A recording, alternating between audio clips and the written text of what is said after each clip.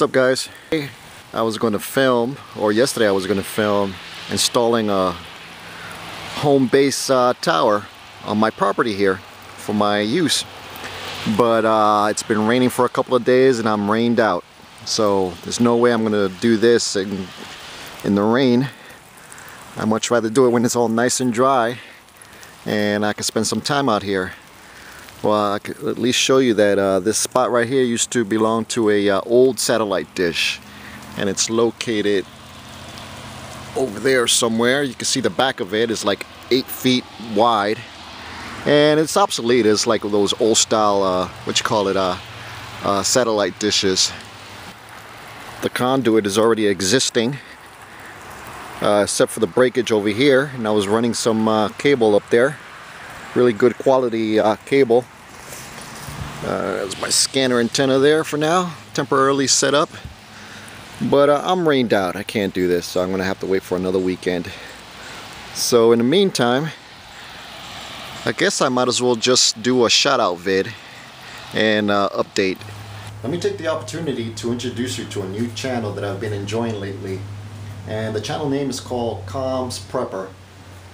And by the sound of his YouTube channel, you could pretty much tell what his channel is all about. Communications through a prepper's perspective. And so far he's done like 5 videos already, and right off the bat he gets right into it, and it's really good quality information that everybody could benefit from.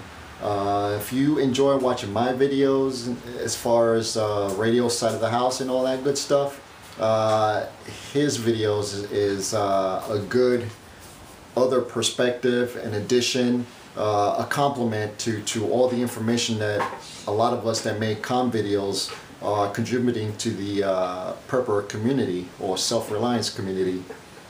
And he's got some good quality material right off the bat. He explains the material in everyday language that every one of us could understand, and keeps the technical jargon and all that to a minimum. You can't dance your way around some of the technical jargon, but he just gets right to the point and explains what needs to be explained, and really good comprehensive terms. His training aids, as far as graphics on the screen to sort of demonstrate what he's talking about, is excellent. A lot more better video production than my whiteboard antics and off-the-cuff ramblings that I do.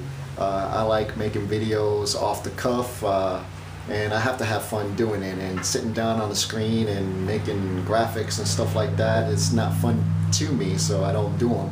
Only when I think a subject is somewhat needs a bit more explaining to do, I guess. But he is the real deal.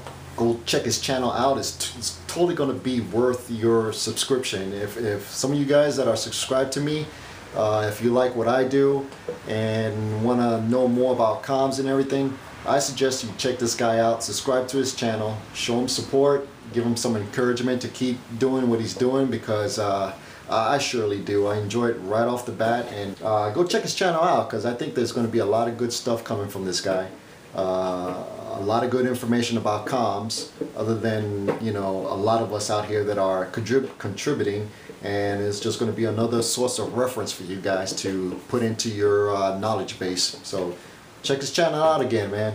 It's Comms Prepper, and I'll leave a link down in the description below. And along with that theme, there's a couple of other channels that you might like as well, like Renaissance Man. He is doing a series on getting his general class amateur license so he could do HF around the world communications without the use of repeaters.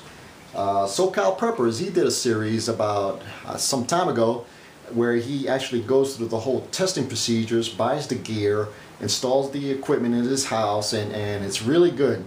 And I think he has a few drinks in there too, and that's always fun to watch, believe me. But anyway, there's a couple of other guys, and I'm sorry if I miss a few of yous. Hibernia's son, he did a few videos about comms. which pretty much inspired me to get into that subject matter. As far as updates on my channel, I'm going to start a series, and what that would be is a lot of you guys are getting your ham license, and that's really good. You need to, just so you could practice the skill, find out what works for your situation, and just have that experience. And hopefully all these videos that a lot of us that are producing will help you sort of point to the right direction on what to do. Learn from our mistakes, and so you could go out and make a pretty good educated guess of what you guys want to do. But anyway, my series I've already started. It started off pretty much with the realities of tactical communications. I got 2 videos about that already, which pretty much gives you a first responder's point of view on what tactical communications is all about. I'm getting into my home tower build here, which I'm rained out of, and that's part of it, and I'll take you through the journey about that. And the next few videos, or I don't know how many videos actually, it's just going to take its natural course.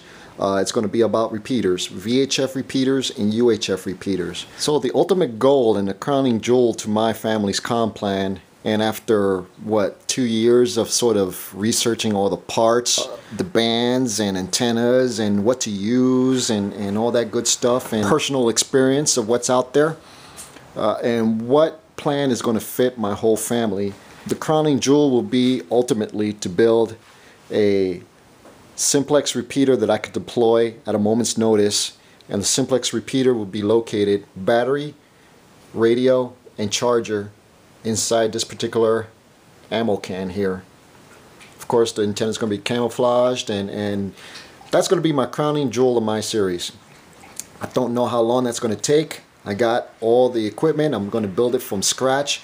I'm going to explain all the amateur engineering aspect of it, and what my method of madness of building this thing is, so you can follow along, and this particular device is going to help out everybody, and it's going to be 100% legal, so you can actually build it, deploy it, and have fun with it and practice during peacetime, if you know what I'm talking about. So that is the ultimate goal. And of course, when that happens and I have all that, I'm still going to goof around with stuff anyways, so I'm not going to go anywhere anytime soon unless I get bored, and it doesn't look like that's going to happen.